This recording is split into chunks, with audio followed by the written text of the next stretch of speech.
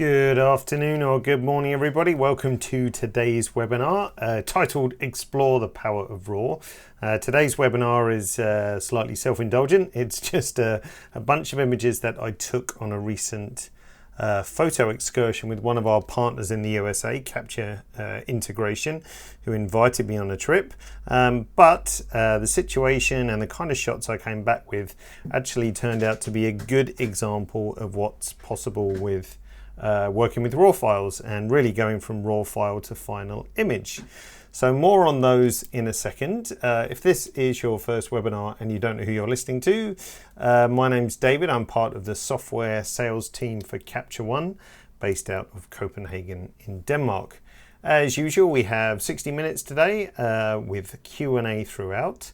You're very welcome and of course encouraged to ask those questions. Just try to keep them on subject, not only for my benefit but also for everyone else listening.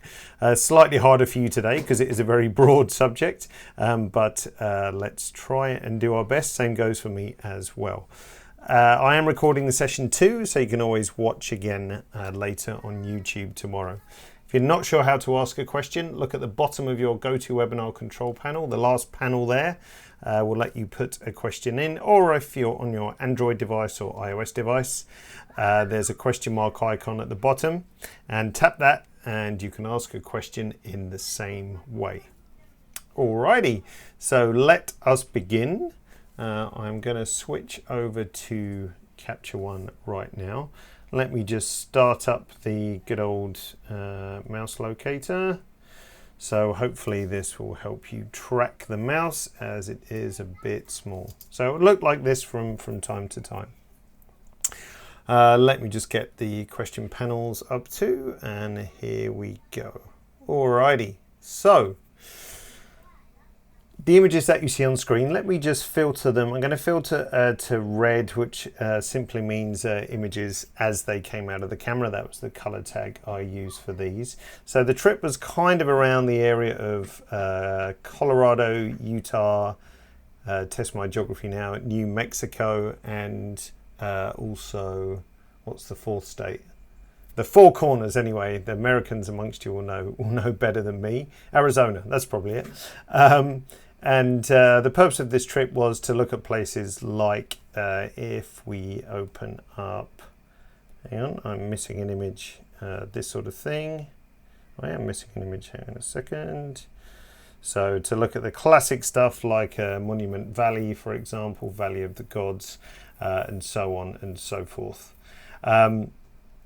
Now, typically with these kind of seminars and workshops, the idea is you get up way too early in the morning to get the sunrise things and then stay up late at night to get the sunset.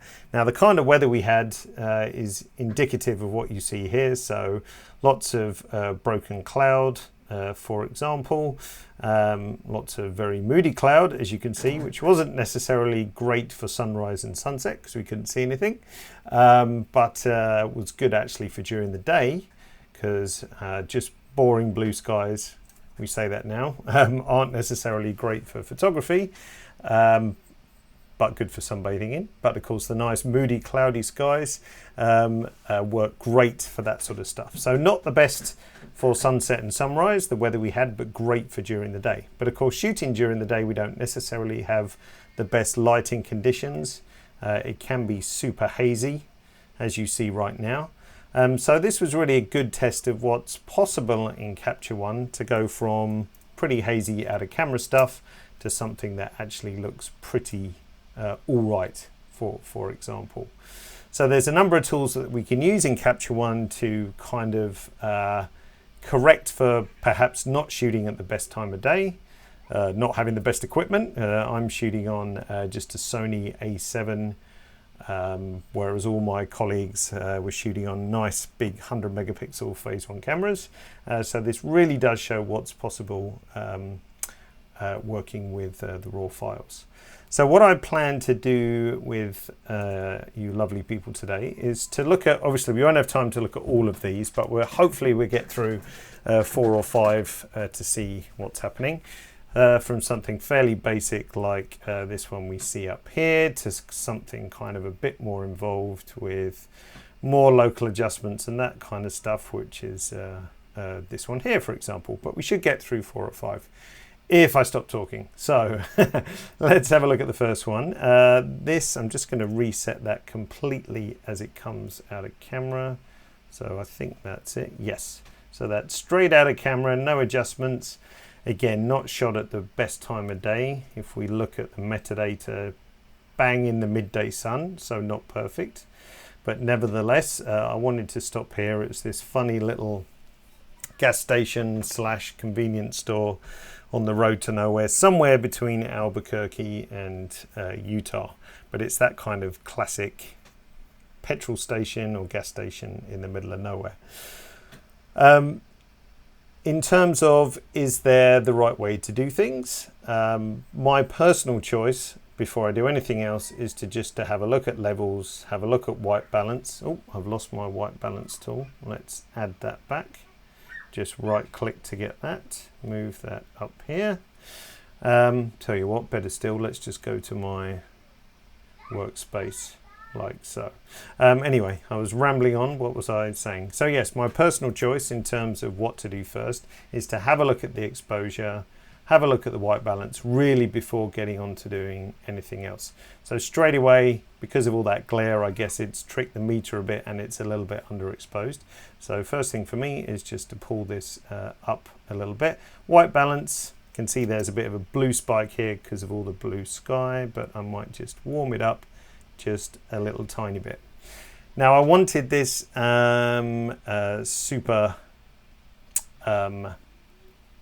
super straight in terms of keystoning and so on. So I can see I'm a little bit wonky. The sign's kicked over slightly. If we just turn on grids and guides for a second, then I can see I'm not exactly straight there. So an easy way to fix this is just use the keystone tool. So if we use our cursor keystone tool up the top here, this puts up a couple of fade lines, as you can see, like so. And all I need to do is just position these along the edge that I want to be straight, like so. So I want that edge of that sign to be nice and straight. And also over here, I probably want this door frame, as that's another good reference point, to be nice and straight as well. Then all I need to do is hit apply, and hey presto, it just gives me that little tiny correction. Rotational wise, what I tend to do with things like this, it's given me a little bit of positive rotation, but I think I might need a little bit more. So if I just use my cursor key up, and we can always do shift like so to rotate a bit more. So that's given me a better correction. And then if I just pick my crop tool, then I can decide on my crop. So I think the door's distracting. So I'll do that and then bring this side in as well, like so. Go back to that. So that's the cropping that I'm happy with. We got good exposure, good white balance. But really the thing that I want to do with this image is just play around with the color balance, because it's not shot at the perfect time of day, so the lighting's a little bit harsh and so on, but that lends quite nicely to the image. So what I tend to try and do is drop the saturation down a bit, just so it's a little bit more pastel-y, and then with the color balance tool we can start to play around with the color toning of the shadows, midtones and highlights. Just to warn you, your color balance tool might look a bit different. So if we go up to preferences and look at color, this was added in Capture One 10.1. So we've got two different ways of looking at the color wheels: standard, which is by default, or vector scope, which sounds a bit odd. And all that does is rotate the color wheel round a bit, sort of 90 degrees, because people who come from color grading the video industry are used to having red up the top. So I've started to try out the vector scope view. Doesn't change anything about how the way the tool works, it's just a different color orientation. So if you're looking at mine and thinking that looks weird, it's because I've got the vector scope orientation. So now all I want to do with this in the shadows, I want to have cold shadows. So that means we push it towards the blue, but then I also want to warm up the midtones, which means I want to go kind of up to the red orange side of things like so, and that's it. If we option click our reset button on the color balance tool, it's not doing a lot, just a little bit, just a touch. And if we option click on the reset button or alt key if you're on PC, then that will reset everything to before and after like so. So it's all minor stuff really. Incidentally, when you option click, it doesn't reset the crop or rotation or keystone, it's just image adjustments. So that's why. But nice little edit there, which and I really like that shot at the end of the day. Does it look the same as my other edits? No, a little bit different. Actually, I went brighter. The only thing I forgot to do on this one is probably a bit of clarity, just some mid-tone contrast like so, just helps it quite a bit. What camera, Stefan is asking. All these are shot with the Sony A7. Most of them have been shot with, well, I took 3 lenses with me. I took a 55, which I think this one is. Yep, the 55-1.8, which is a really staggeringly good lens for the size and weight and so on. The 28mm, which I barely used, and I don't think that's a criticism of the lens, that's a criticism of me not really knowing how to use wide angles as well. And the 90mm macro, which is a funny lens to take for landscapes, but I actually shot quite a lot with it as well. Alrighty, so that's just a little quick edit for that one. Let's look at this guy. So this was kind of one of those lucky situations where the weather was kind of more super blue sky at the start, and then all of a sudden this weather front moved in and blasted across this landscape all in the space of about 10 minutes or something like that. So if I look at let's just go to all images a second, because I'll just find that sequence if I can, and let me see. Oh, got to clear my filter, that's why. So you can see all the rubbish shots as well. Here we go. So here's the start of the sequence. If we just move through, I got absolutely soaked afterwards, but the rate at which the weather of moving across was pretty rapid. And I think that's where I started running, I would think. So let's go back to this one. And yeah, so this is how it looked out of camera. And that whole sequence sort of happened within about 2 minutes or something like that. Now you might poke fun of me with this image in a second, because I changed the perspective on this as well, because it kind of bothered me that, stupid I know, if we get the guides back up, it bothered me that this butt was kind of wonky, which is exactly how it is in nature, I suppose, but I don't know, it just bothered me slightly that it was slightly off. So the first thing I did with this image was I think I rotated just a tiny bit. We do have a straighten tool, but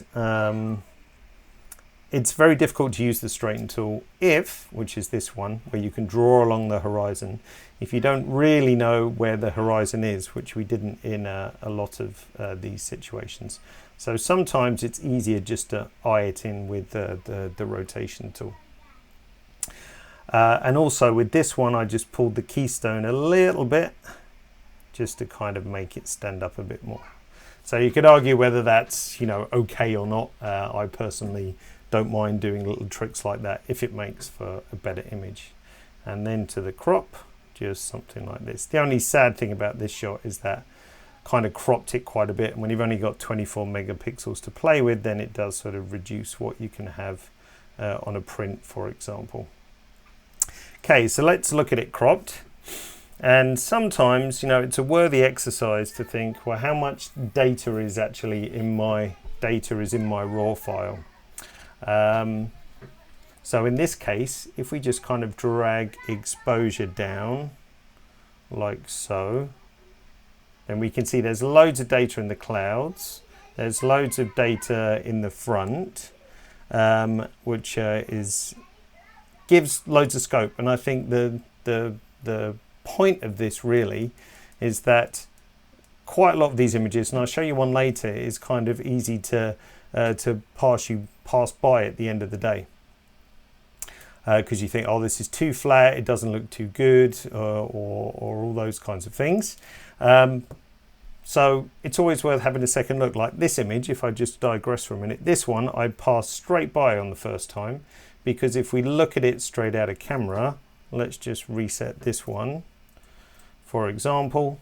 So that's the same image, and there's not actually a lot of adjustments on it, but we'll come back later to that one. But it really is a good exercise of just seeing how much there is in the raw file. So sometimes I might just quickly crank up the contrast, quickly crank up the clarity, for example, to see what that likes. And then you think, you know what, there's quite a lot going on in that image, so how can I treat it in different elements and extract it? Good question with Bob. Did I try editing with levels, Luma, RGB instead of exposure? Well, levels is something that's always worth having a look at for sure. Let's just reset my contrast. Because exposure wise in this case, I probably want to bring this up till my histogram is kind of sitting in the middle, because I don't want it, even though it's a dark moody shot, I don't want it all to block out in the middle there. So let's just bring that up like that, and I'll worry about darkening the sky back down later. So this is just a good overall adjustment. So looking at the levels, we can see there's loads of missing data to the left and right, which is why it's looking a bit flat. And we'll talk about auto levels on an image now, but on this particular one, I've got no real color cast. If I look at my red, green and blue channels, they're all sitting on top of each other nicely. So I just pull these in. So we get rid of that flatness and just pull the midtones down a little bit. So again, that's just a good overall adjustment, but I know there's loads more stuff in the sky to look at. And also, if I just bring up the clarity a touch, that will get rid of some of that low contrast stuff again. But the issue that we have right now is, of course, it's too dark in the front. It's a little bit too light up here. I know there's loads more fun stuff going on in the cloud, so how do we extract that? So this is where, and a lot of the images you'll see from now on, have a kind of a good heap of local adjustments on them as well. So if we go to our local adjustments tool tab, and if you don't know much about local adjustments, don't worry so much. I would say go back a few weeks in the webinar archive, and there's a whole webinar on local adjustments. So some of it you don't quite understand, don't worry, just follow on and then have a look at that older webinar as well.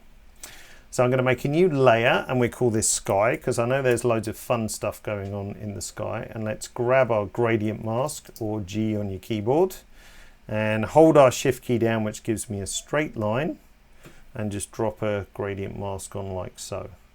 So the first thing we do with that is just drop exposure down a bit, because the sky can be darker. And we might have a bit more contrast, but then that's lightening a bit too much, so let's not.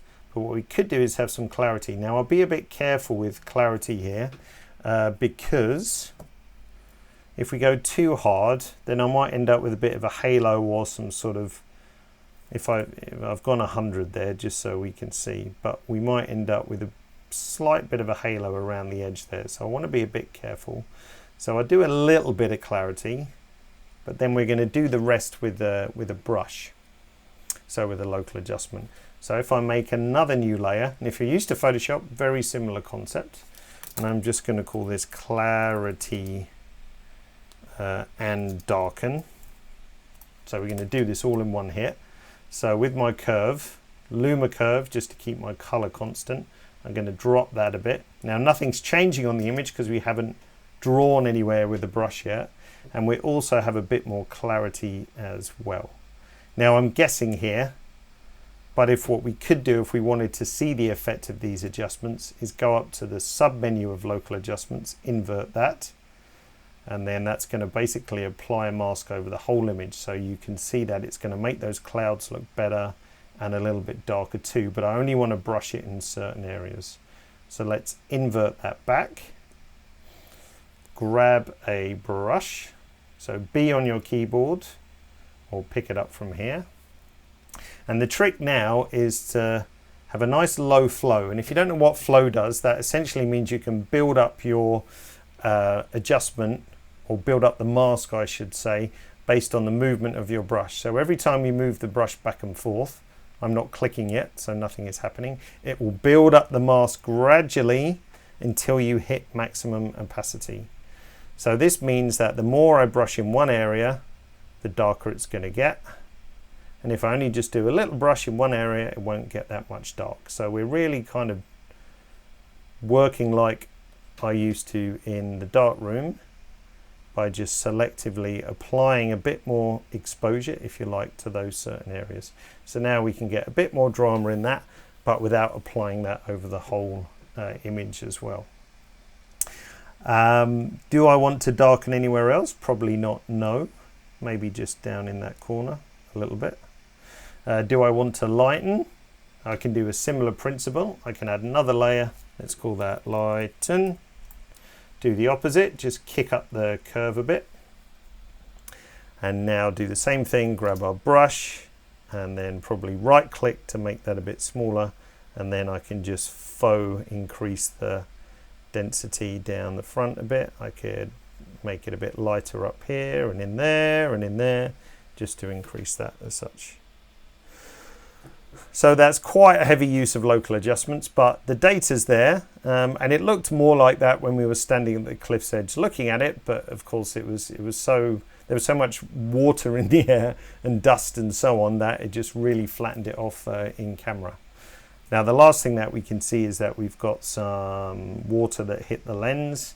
So if we grab our spot removal tool, should be able to do that nicely. So put one there, put one there. This one might look a bit weird. We might have to fix that another way.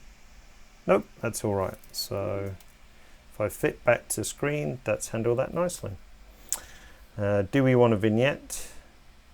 Nah, don't think so. And the last thing I did with this is, again, the good old color balance tool. Take the shadows a bit colder, just a little bit, and then warm up the highlights just a touch, just for some extra interest as well. And there we go. Probably looks totally different to all the other edits that I did before. Find it almost impossible to match exactly. Yeah, it's pretty close. Kind of similar in tone and density and so on. But you can see all the various different variations there. But that was a really good example of looking at the raw data, not passing it by. So if I option click, then it will just take a while. You can see that's without anything. And if I let go, that's with all the final adjustments. Okay, Bob says, could you use linear response to show the available data? Yeah, you could do, but let's try it. Let's say image, new variant. So there it is out of camera. Let's change this to linear response. It'll probably just look even flatter. And we can see that there's loads of data in there as well. So sometimes I have a look at linear response, but most of the time I tend to leave it on auto because I know there's extra stuff there as well. I missed the possibility, Carlos is saying, that I had in Aperture to adjust the quarter tones in levels. Please add this to Capture One. Well, once you've set the levels, don't forget you've got all the versatility of the curve tool. So once you've set your levels, let's just do that. Then of course you've got an entire curve tool to play with as well, where you can just about put as many different shapes and dots and whatever you want to do on your curve tool. I know it's slightly different, but the end result is much the same. If you can't get your spot removal tool big enough, Dennis is saying, then the best way to do that is with the heal and clone layers, which I think one of the images we're going to look at has that later. Does this need lens correction? The 55mm, not a lot really. I don't think there's any distortion. Whoops. Let's see. Very little, I would imagine. Not enough to worth worrying about really, which is why by default it's all at 0. So if we feel the lens is pretty good out the box, then we don't do any of the adjustments with it. Chromatic aberration always worth having a look at as well. Okay, that's a longer one, so let's have a look at another one and a different technique, which you might find useful especially when you have a really hazy image like so. Now what you're actually looking at in the background is this. So that's in the thick of Monument Valley, and then over here we're at Muley Point. If you're ever in this area, find Muley Point, because it's a great lookout. It's a terrifying lookout if you're scared of heights. I'll show you why in a minute. And down below is Gooseneck Park, which traditionally you tend to view Gooseneck from kind of on the edge and looking into the canyon. But some clever guy or girl with us thought it would be a good idea to get to Muley Point, see Gooseneck Park down here and Monument Valley in the background. So that was a great tip. This is with a 90mm lens, so compressed a bit more. If we want to look at exactly what the rest of it looked like, can't remember what day we went to this place. Oh, that was the second day, I think. Just bear with me while I randomly scroll around. Oh, it was probably here actually. Nope. I'll find it in a minute. Or not. Because I just want to show you the pull-back view, as terrifying as it was. You can see all the rubbish as well. That's strange. Can't find it now. Let's try this way. Da, da, da. Talk amongst yourselves. Oh, I know. We'll get there in the end. Okay, so that was the terrifying road driving up to Muley Point. And you can see, so the shot that we're going to work on was basically taken from that spot. You can see Monument Valley, and then a terrifying, God knows how many kilometer drop down into the space below. So getting back to this image, that's how it can look after actually not very adjustments at all. But we can see this is super hazy, and we've got that kind of hazy blue tone, which is often a issue with the landscape side of things. So if we go to the color editor, just to prove a point, and I just pick around here somewhere and just play with saturation, you see we've got loads of that blue sneaking in. But there's quite a good trick you can do with the levels tool to combat that. So if we look in the preferences under exposure, you'll see here we've got this option which you might never have found, called channel mode. So when I change this, you'll see the levels tool changes graphics slightly. So by default, you probably want to have this sitting on RGB. And this works fine for most images if you're going to do auto levels. But if you have this kind of weird color casting going on, if you switch it to red, green and blue, when we do auto levels, Capture One will do an auto adjustment for each individual color channel. So if we put this back to RGB and say auto, then it does a nice job, but we still got a fair bit of that heavy cast in it, for example, and I can't really get rid of that. Let's reset. If we go to red, green and blue channels and say auto, then it does a much better job of pulling out that color cast. And if we go to the blue channel, we can just squeeze this out a bit more and probably get rid of even more of it, like so.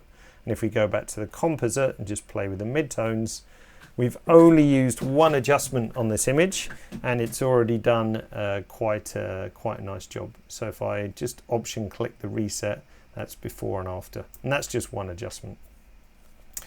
Again, if we want to use the straighten tool, we could, but I'm not entirely sure where the horizon is under all that geography. So in this case, I find if we go to rotation and just press the up cursor or shift up, gives me 0.1 of a degree, and then we can fine tune like so.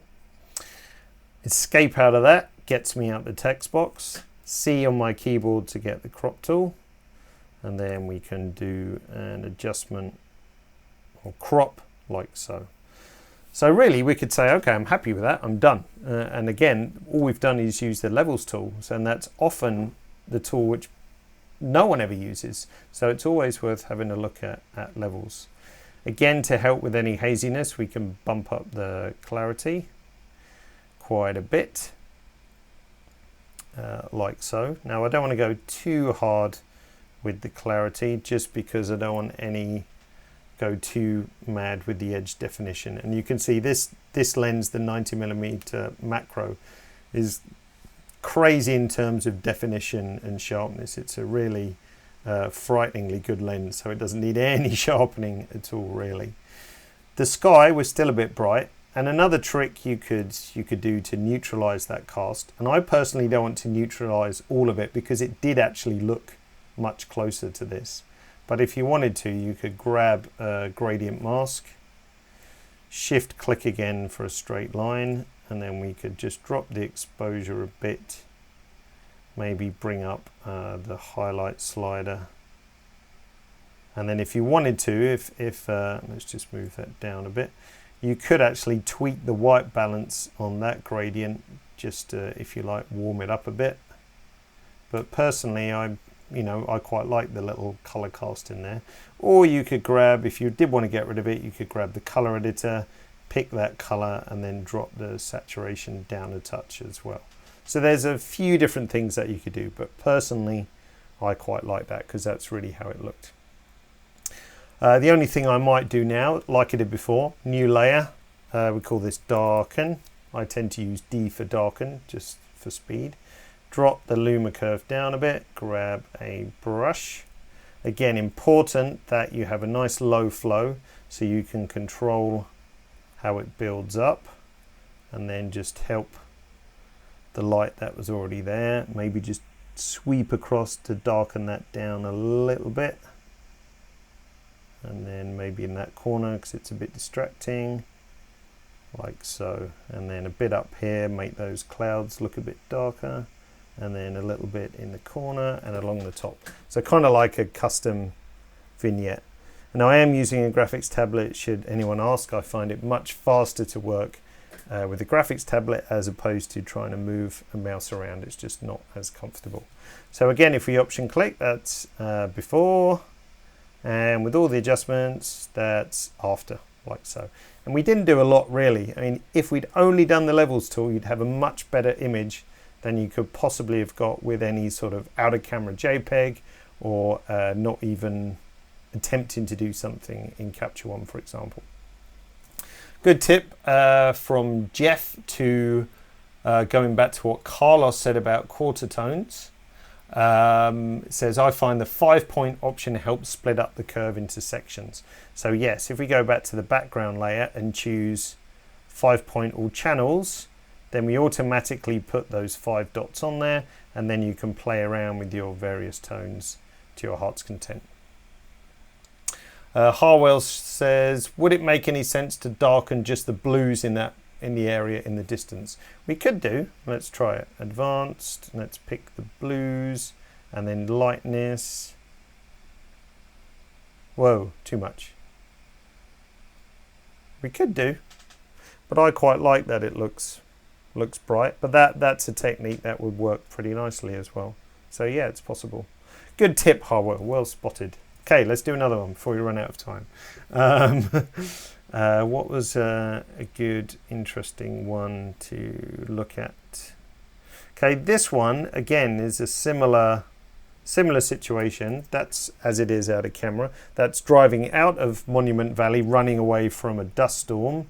As you can see, we didn't really want to be in the middle of that, so we got out of there pretty quickly. Again, if we go to our Levels tool, probably lift the exposure a little bit, just a touch, not that much. Hit auto, like so. If we want to check, we can just pull that out a bit. And pretty much, we're not that far off, quite a nice shot without really doing a lot. Let's hit C for crop. Bring that up, bring that down. And actually this makes quite a nice black and white. Oh, we should do a black and white. We must remember that, black and white. So use one of our presets maybe to see what looks good.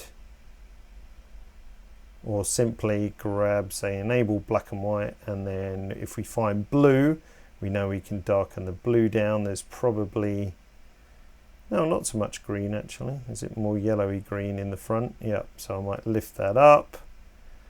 There's probably some red in the rocks, so let's lighten that. is there any, oh, bit of cyan in the sky too. There we go, drop that down. Any magenta, probably some in the rocks too. It's much better to use the black and white tool here than simply desaturated down to 100%. And in conjunction with this, then maybe a little bit more of a contrast curve, which is always nice to do in Luma. And I think when I was playing around with this one, the only other thing I did, which I always normally do, D for darken, a little bit of a Luma kick, grab the brush, right click, nice big soft brush, and then accentuate any areas that we might want to,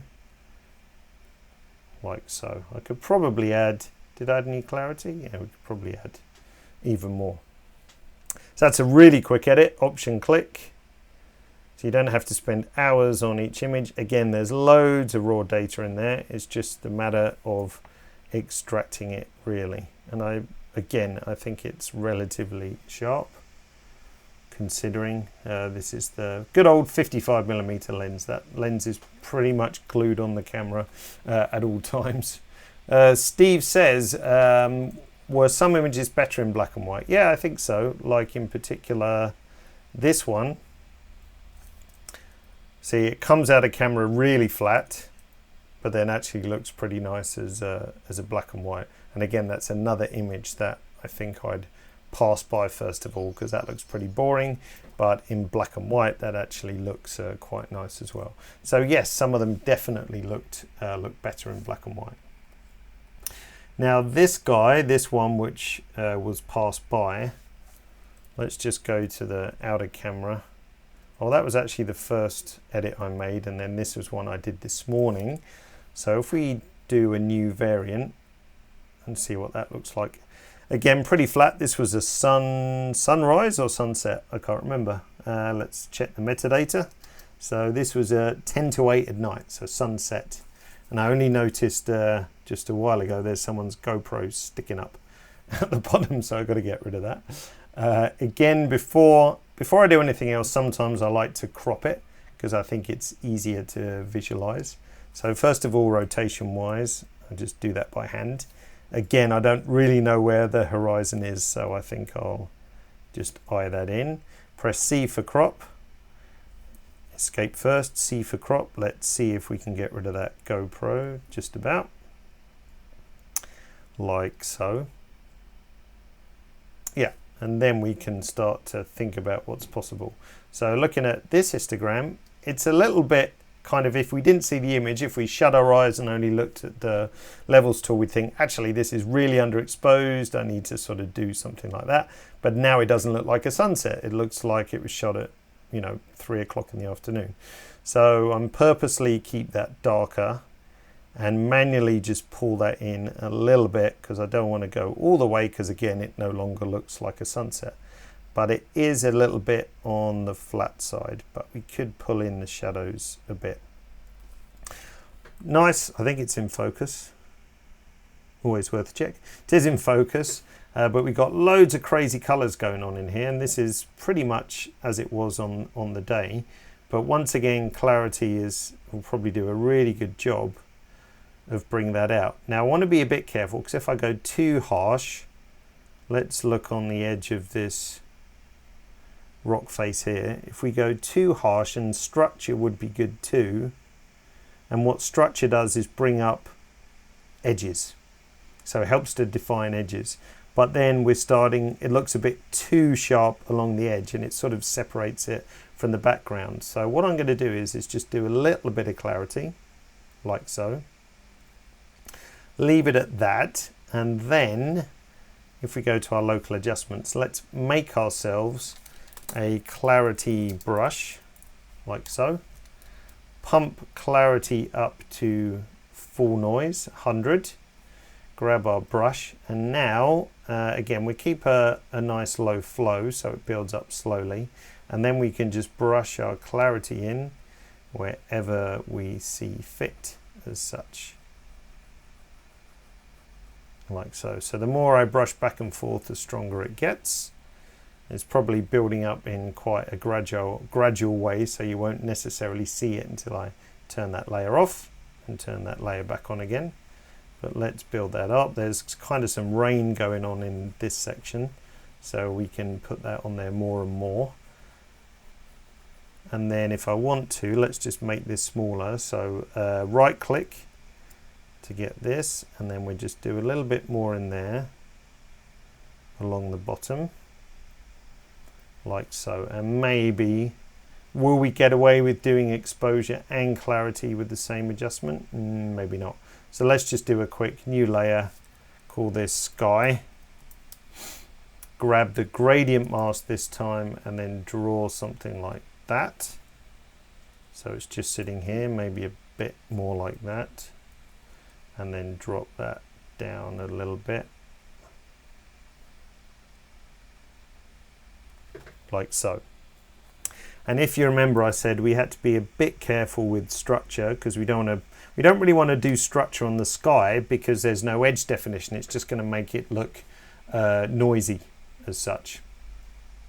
So what we could do, like we made a clarity brush, let's make ourselves a structure brush and then whack that up to full blast. Take a draw mask brush, and then we can just paint in a bit of, let's make that a bit harder so we don't get any bleed over, and then we can just paint in a bit of structure like so where we think we need it as such. And you could do the same with sharpening, you could do the same with noise reduction.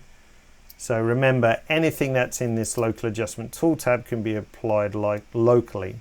So if it doesn't make sense to have sharpening over the whole image, just sharpen the parts that do, like someone's eyes, for example. You don't necessarily want to sharpen skin. In this case, if we turn structure off,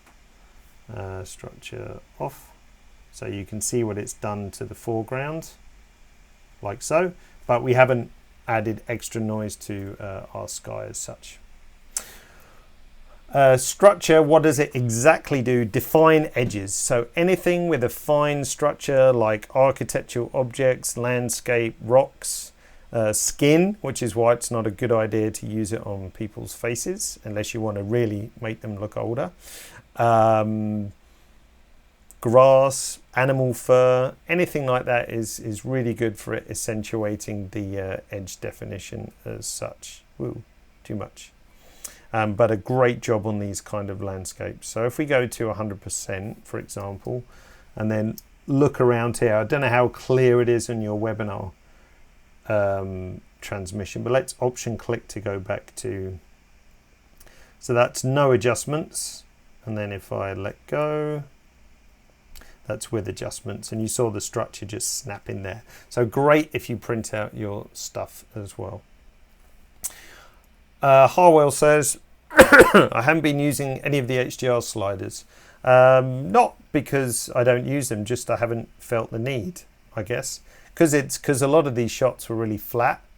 So there's been loads of shadow detail and loads of highlight detail. I guess you could argue you might want to lift the shadows a bit here, but nah, probably not. I mean, there's nothing here that needs to be lifted. Like, it doesn't matter that that's quite dark. That's how you would expect it to look. And I guess with this image, again, it was flat. This image was pretty flat. This one, I suppose, we could probably use it here to get a bit more definition in the clouds. Yeah. But generally they have been pretty flat, so I haven't really needed to use any of the sort of HDR trickery. So how does that look compared to what we just did? Let's see. Similar but different. Never works out the same way with adjusting the same image twice. So it was a bit more aggressive this morning by the looks of it compared to that one. Well, someone had the idea, which worked really well, was just to lighten the sun glow a bit, and all that is just a little local adjustment on the side.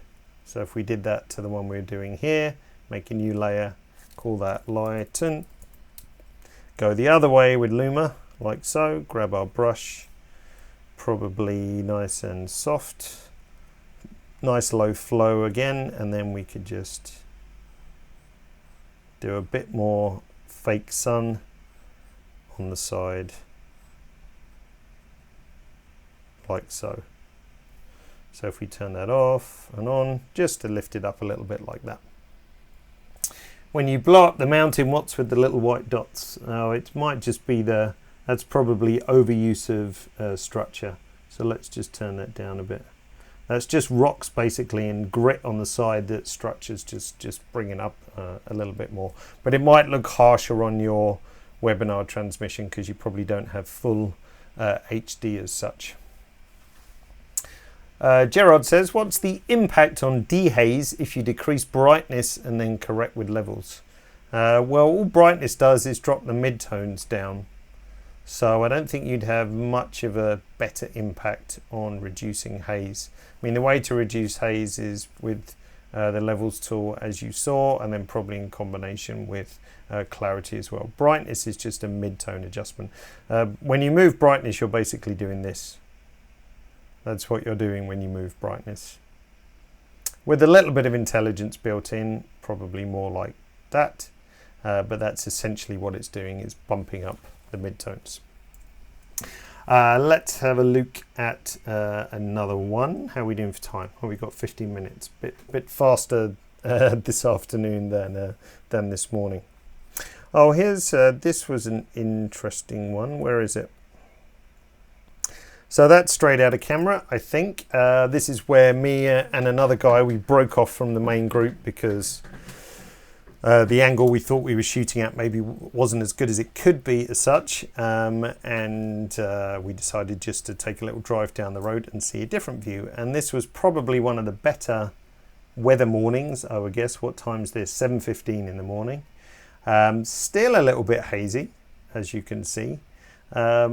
But with, again, not too much adjustment, we can get quite nice stuff like that, especially with bringing out the green a bit more in the hills and so on. So how would we go about this? White balance wise, levels, let's see. I'm tempted to not mess with the white balance. I might just lighten a tiny bit and then hit auto and see what happens. Maybe not too bad. So let's say auto and then grab the midtones. So that's doing a better job with the color. And actually, Harwell, in this point, I probably would grab highlight because it's a bit strong here. I don't know if highlight will do enough, but it's more kind of too flat more than anything else. But a little bit of highlight as well, and then clarity too as such. And clarity really makes a difference on this one, as you can see. So much so we've got to be a bit careful with its use. So let's just fix the crop for a second. So it's pretty much almost there with that, but this is a little bit too hot, I think, there, or just a bit too hazy, and it's kind of hard to fix because we don't want to do any more contrast because the rest of it is looking good. So what we could do to experiment is make a new layer, and we call this whatever, hot fix, and immediately invert the mask. So now we've essentially got a mask over the whole image. So now I can experiment and see, well what would make this look better? Is it dropping the exposure? Maybe a little bit. Is it upping the contrast? Could be. And then is it adding highlight recovery? Maybe. So let's turn that layer off. Does it look better before or after? So it's probably a little bit better, I would say. What about just, whoops, not doing that. Get that, fix that again. What about if we just took the midtones down a touch as well? Like so. So now we've got a fix for, actually it doesn't look too bad on the whole image, to be honest. Maybe I'll just leave it like that. Maybe a bit too much. But that gives us a good fix kind of for this area. But I don't want it to be over the whole image. Maybe I do, but let's say we don't. So let's invert that back. And now if I grab a brush, draw mask, we can then decide exactly where we want to put that, again with a nice low flow. So let's just brush back and forth. And we want to make it look believable, so we don't want to do like just really sort of try and edge our way around there because it's going to look kind of super fake. So let's actually use that adjustment in quite a broad sense as such, and then just help that part there. Yeah, let's just darken it down a bit there. I've gone a smaller brush even more, so let's fill that in a bit more, like so. So now if we turn that off, so we can see before and after. So it's just balanced it up a little better. Stephen says, are you still using the channel mode press change when doing levels adjustment for haze reduction? Yeah, it really only affects auto levels. So regardless of what I've got set on my preferences, if I'm playing around with it here manually, then it doesn't make any difference as such. But you saw on this case that did help to remove a bit of the haze, like so. Last and not least, whoops, Wacom's gone a bit crazy. I'm not sure what lens this is. This is yet again the 55mm. So it's really nice and sharp out of camera, but can we handle a tiny bit of structure? Yes, probably. And this is probably the most colourful shot actually, because it was a blue sky and so on. Gerard says it'd be good to compare adjusting from the same image RAW versus JPEG and see the limitations. Yeah, that's actually not a bad idea, but there would be huge limitations with the JPEG, that's for sure. Remember, first of all, the JPEG's only got 8 bits of data, so that's only 256 levels from black to white. The RAW file is in the tens of thousands, so that alone is a big difference. So you would have very little control over the highlights, very little control over the shadows. It would be pretty limitful, is that a word? Limited. Be pretty limited with what you can do with the JPEG with these kinds of shots as such. Brian says close-up edits. What do you mean by that, Brian? I think I must have missed your question before we got ditched as such. Do you mean a shot of a close-up something? Oh, rocks, etc. I did have one actually. Let's have a look whether I'll be able to find it in all of these.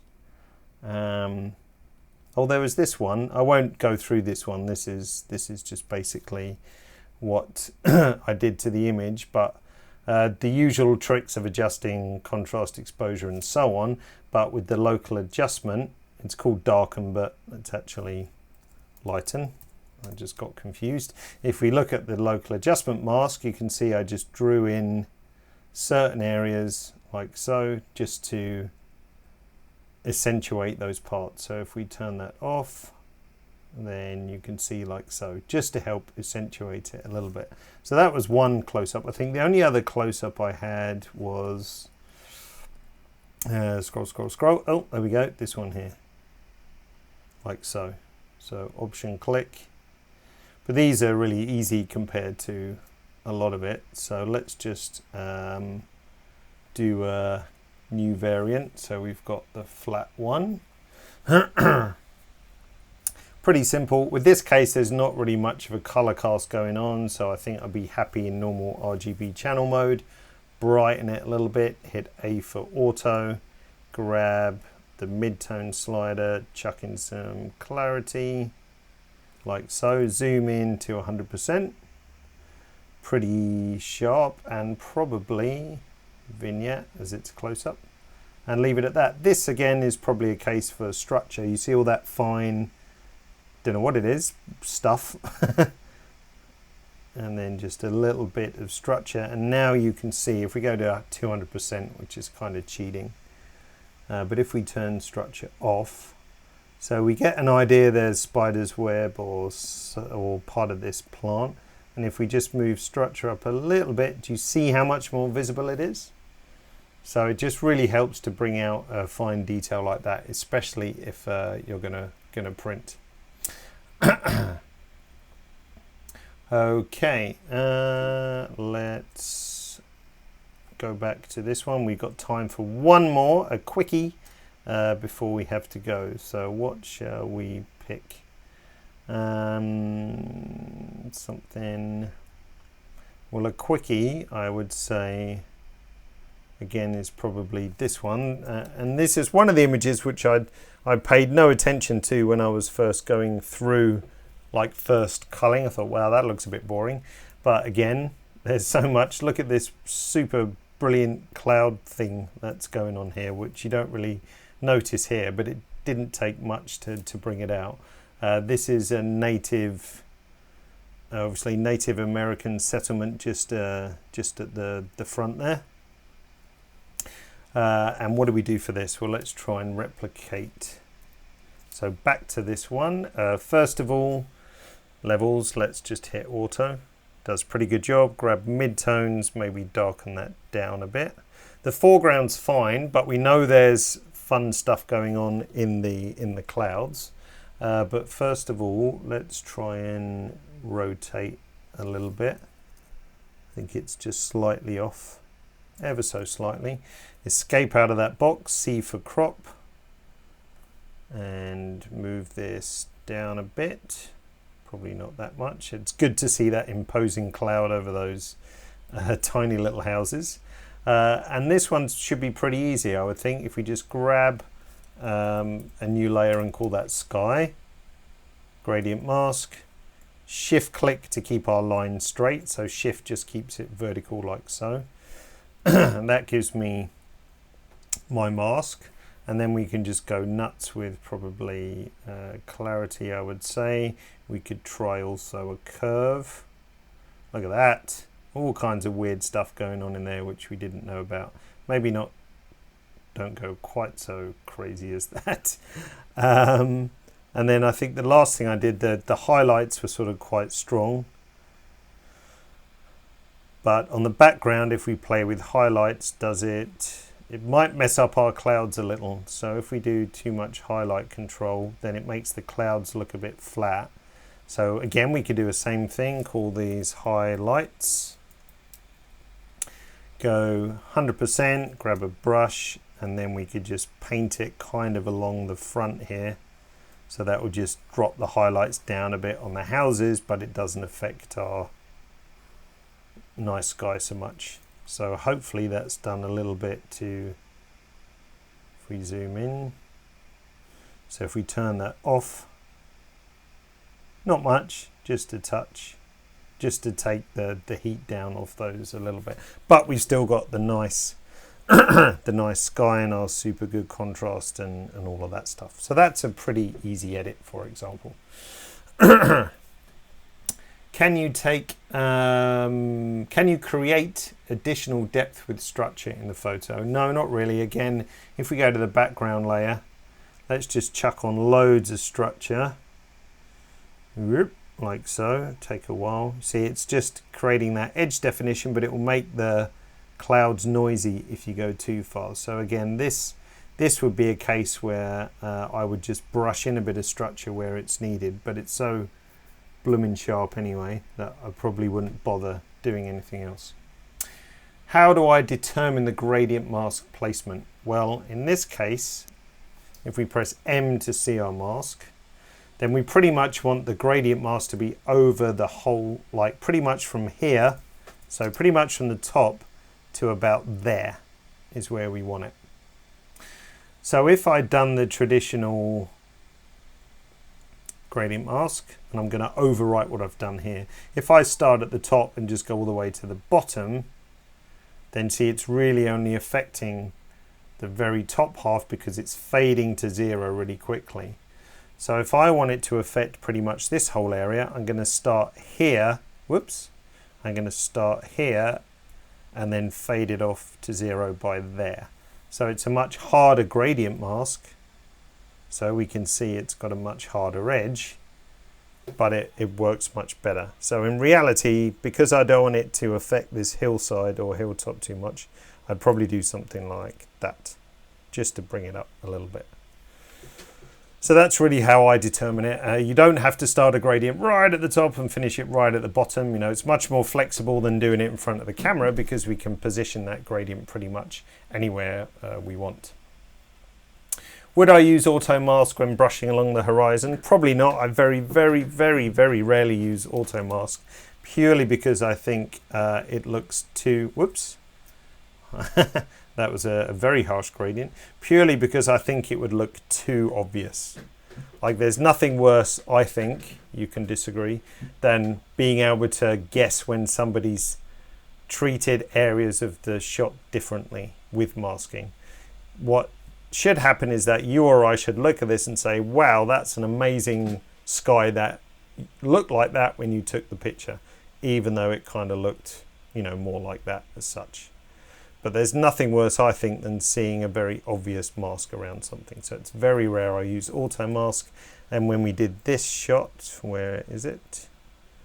This one here, you saw how loose that mask was. Remember, this mask was basically designed to treat that a little better. So if we turn that off, but rather than trying to cut around this rock face, the mask ended up being pretty free like that, as you can see, which did a nice job of killing that down, but no one would ever know there's quite an extensive mask use on it as such. So I personally don't. Would it be possible to make the houses brighter but not change the ground without doing each separately? Ooh, probably not. Where was it? This guy. Depends. If they were all the same color, that would be easy. But no, that would be tricky. Depends if you feel that would be worth the energy expended to the final result. But yeah, I think you'd have to do very tricky masking, and probably that would be a job for Photoshop. Okay. Many thanks for your time today, ladies and gentlemen. Sorry we overran slightly. If you're signed up to our newsletter, then probably on Monday you'll get a newsletter which will describe to you the next 4 webinars coming up in June, or it'll be live on the events page tomorrow, hopefully. If you do sign up, you might notice that the sign up page looks much nicer now when that goes live. Hopefully it'll work as planned. It's a new system. It's still GoToWebinar, but the sign up system behind it is different.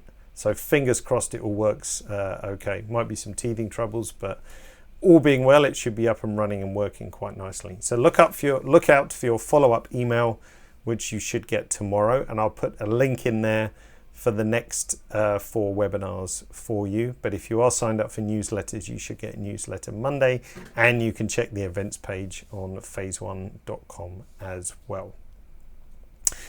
Alrighty, so I hope today was useful. It's kind of a bit different to the usual format of seeing a bit of everything all strung together, and slightly self-indulgent as it was all my own shots as well. So thanks for indulging me too. Have a great rest of week and weekend, and hope to see you all in the future. Take care.